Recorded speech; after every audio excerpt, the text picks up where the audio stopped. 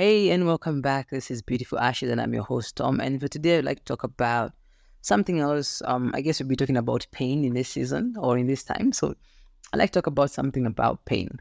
Um, Still on my conversation with my sister, I found myself talking about pain, some of the pain that I went through that God actually helped heal me. And for you guys, I hope you're actually comfortable. And honestly, I don't really care because I met God and I'm going to share God with you. Okay, whether you like it or you don't. If you don't, then please um, you know, find him. Anyway, and so I discovered something the other day. And even I was talking to my sister, the same conversation that we had on the previous episode, we were talking about breaking cycles to break forth. And so one of the things I discovered is pain has a face. Pain has a face. Whatever kind of pain that you've experienced in your life, whatever kind of wounds that you've borne in your life, whatever kind of marks that you bear, whatever scars that you have, there is a face to the name, and you can actually put a name and a face to that pain. And for me, that was always my dad. And I love the guy, and by the grace of God, I got into a point whereby I've forgiven and I've let go and all these things. But one of the things that I realized is pain has a face, because as I was growing up, my sister comes from my dad's second wife. So I'm just going to share everything from my dad's second wife.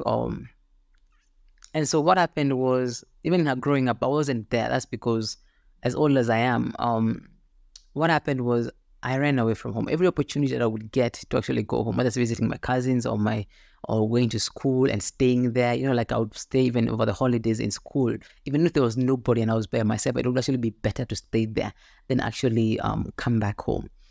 And it got to a point where, even when I was at home, I didn't spend time like in the living room. I would always be locked up in my room just by myself, with the computer, just browsing on the internet and just doing, some other boy stuff. And so what happened is, because of the wounds that kind of I was under because of him, what happened is the pain in my life, it got to a point where it became so substantial that it had a face and a name to it. And that was, for me, that was my dad. And so what happened was I ran away. And so all of these attempts whereby I'm going forth to some place, I'm going to school, I'm remaining in school for over the holidays, I am getting stuck in my room, is because of pain. And the thing about pain is, when it has a face and a name, a lot of the times what happens is, it also comes with fear. Because, once you've been wounded so many times, you're actually afraid of being wounded. You're actually being afraid of getting hurt again. And so what happens is, you tend to avoid the thing that is hurting you. And the mechanism through which you avoid it is fear. Okay? And so the spirit of fear. And so the thing that kind of that you use to actually stay away from it is the spirit of fear. And so what happens here is, as you're avoiding that situation, you're avoiding a person. And so what happens is, as you're going on with your life, everything seems to be going okay. So while I was in school, I was doing okay. I was studying. I was, I had a similitude of happiness and, happy-go-lucky and joyful, and making it. And, I'm actually just going there and, chasing that bag and, trying to be successful, trying to make something of myself and whatnot. But the thing was, I was carrying around this huge load, or there was this dark cloud that was looming over me that had a face and a name to it, and that was my dad. And so this huge cloud was looming over me everywhere that I went. And so what I was doing was basically hiding myself from it, that way I don't have to confront it. And so by running away, I wasn't actually solving the problem. What I was doing was just creating some distance between me and the problem. And the problem with that is that when you're running, it implies something is running after you. And eventually it always catches up. And so it did for me in 2022. I'll give you guys a rundown of what happened to me in 2022, which is the year kind of, anyways, it's going to, I'm not going to give you any spoilers.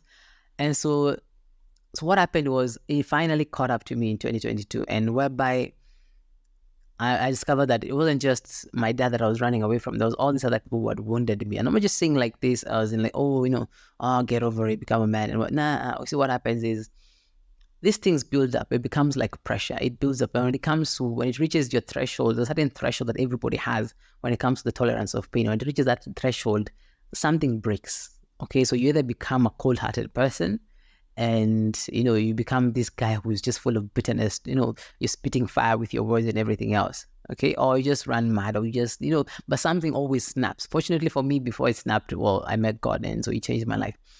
And so something always snapped. So I was bearing all these burdens from childhood, from a messy childhood, being raised up in a home that could have been better.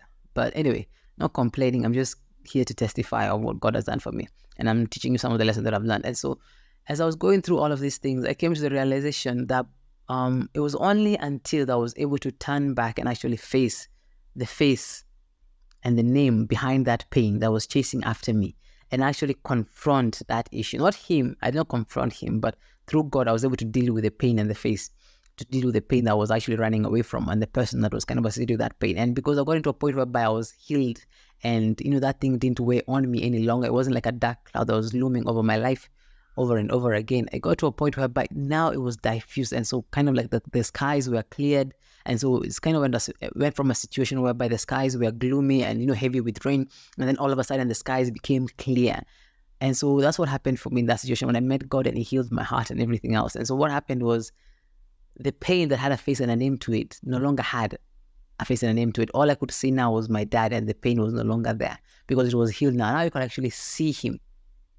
Okay, and I can actually see him for who he is. And I'm actually reminded of something else I will talk to you about in a bit. But now I can actually see, having healed, what happened is I'm no longer running. And so that's like liberating just to know that, and actually to get to that place whereby you're no longer running and whereby you don't feel like there's this need that you have to get out, you need to get away from, something. Because here's the thing, every time you feel you have to get away from something, that means you haven't conquered that thingy, and that thing has power over you.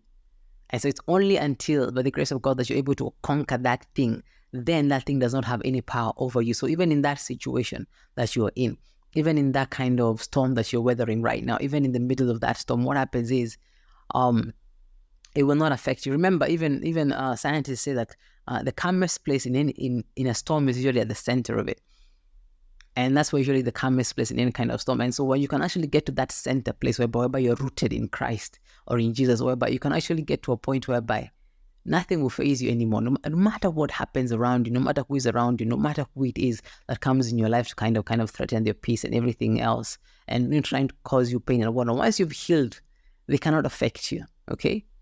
And so I just want you guys just to remember this.